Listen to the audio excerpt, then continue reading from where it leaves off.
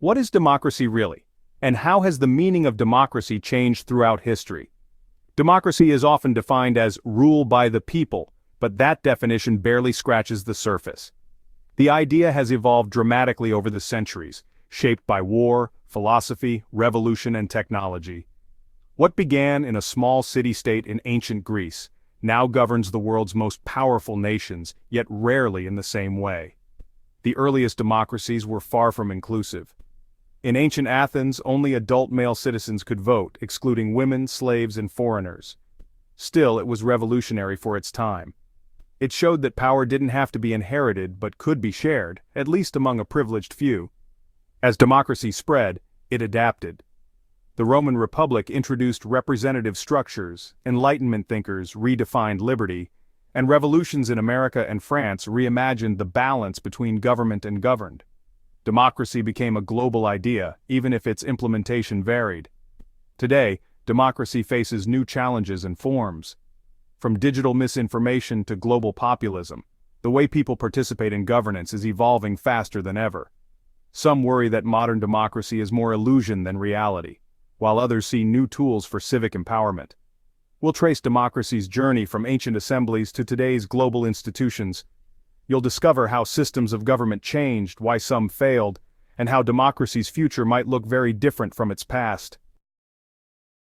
Was Athenian democracy truly democratic by today's standards? Democracy in Athens emerged in the 5th century BCE as a bold experiment in direct citizen rule. Unlike modern systems, there were no elected officials in the way we understand them today. Citizens were selected by lot and participated directly in decision-making. Athenian citizens gathered in the assembly to vote on laws, war, and foreign policy. They also served as jurors and council members. It was participation-heavy and demanded civic engagement. However, participation was limited to male citizens over 18, which amounted to roughly 10 to 20% of the population. This version of democracy excluded women, slaves, and medics, or resident foreigners as they were called. It operated through ostracism, public voting by hand-raising, and rotating positions to prevent entrenched power. It was both groundbreaking and deeply flawed. Despite its limitations, Athenian democracy laid the philosophical groundwork for later ideas about civic responsibility, equality, and public discourse. Philosophers like Socrates and Plato critiqued it, while Aristotle tried to classify and understand it. Though very different from today's systems, Athenian democracy introduced the radical idea that ordinary people could and should govern themselves. What role did Rome play in the evolution of democratic ideas? The Roman Republic, established in 508 BCE, introduced elements that resemble today's representative democracies. While not a true democracy, it replaced monarchy with a complex mix of elected officials, senates, and checks and balances. Rome featured elected magistrates, consuls, and tribunes who represented the different classes, especially the patricians, or nobles, and the plebeians, or commoners. This model allowed the masses to participate on every issue, without direct voting, unlike Athens. The Republic introduced term limits, veto powers, and a layered legal structure, which are all concepts that are echoed in today's constitutions. It also emphasized civic virtue, the idea that leaders should prioritize public good over private gain. However, inequality, corruption, and power struggles eventually destabilized the Republic. Julius Caesar's rise marked the end of republican governance and the beginning of imperial autocracy. Rome's legacy influenced Enlightenment thinkers and modern institutions, including the U.S. Constitution. It demonstrated both the potential and fragility of representative government. How did philosophy reshape our ideas of rights and government? The Enlightenment of the 17th and 18th centuries marked a turning point in political thought. Philosophers like John Locke, Jean-Jacques Rousseau, Montesquieu, and Voltaire questioned monarchies and laid the intellectual foundation for modern democracy. John Locke argued that governments exist to protect natural rights, life, liberty, and property. He believed in the social contract, where citizens consent to be governed in exchange for protection of their freedoms. Rousseau emphasized the general will and direct participation in governance. He warned that representative systems could disconnect the people from power, an argument still relevant today. Montesquieu introduced the idea of separation of powers, executive, legislative, and judicial, to prevent tyranny. This became a central feature in democratic constitutions worldwide.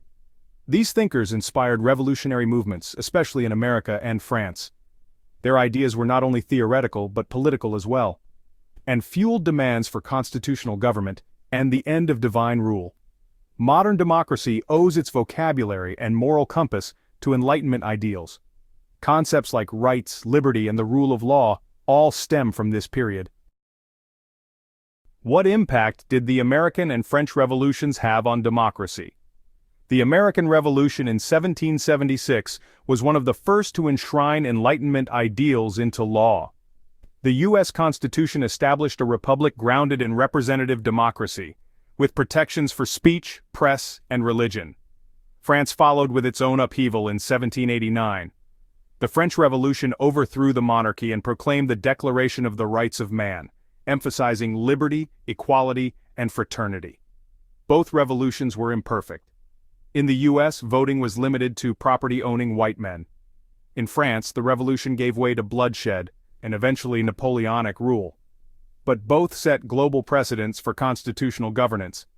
Their influence spread across Europe and Latin America, sparking waves of democratic reforms and uprisings. The idea that people could and should govern themselves was no longer fringe. Modern democracies today, whether parliamentary or presidential, owe a debt to these revolutions for turning abstract ideals into political structures. How did democracy become more inclusive over time? For much of history, democracy was the privilege of a few. It took centuries of activism, reform, and struggle to expand the vote to women, minorities, and the working class. The 19th and 20th centuries saw waves of suffrage movements, from the UK's Reform Acts to women's rights campaigns in the US, New Zealand, and beyond.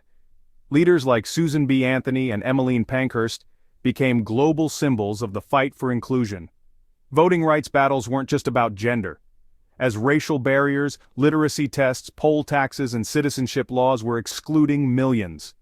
In the US, the civil rights movement fought tirelessly to secure voting access for African Americans. Legal victories like the Voting Rights Act of 1965 and global anti-colonial movements marked key milestones. But in many places, suppression tactics and disenfranchisement still persist today. True democracy isn't just about having a vote, it's about making that vote accessible and meaningful for all. The fight for universal suffrage is ongoing. How is technology transforming how we participate in democracy? Digital platforms have opened new doors for democratic participation.